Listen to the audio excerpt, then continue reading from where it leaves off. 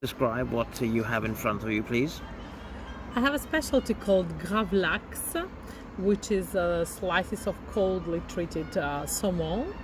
Then I have I forgot how they're called. Then I have wasabi mayonnaise, and I have a beautiful tomatoes. Well, dig in, let's see. No, I will start with my bread first. Okay, I will start.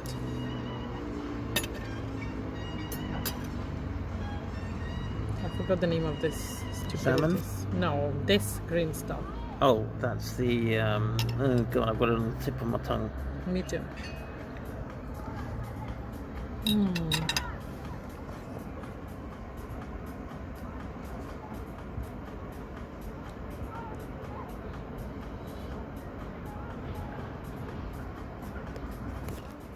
Capers, right, okay.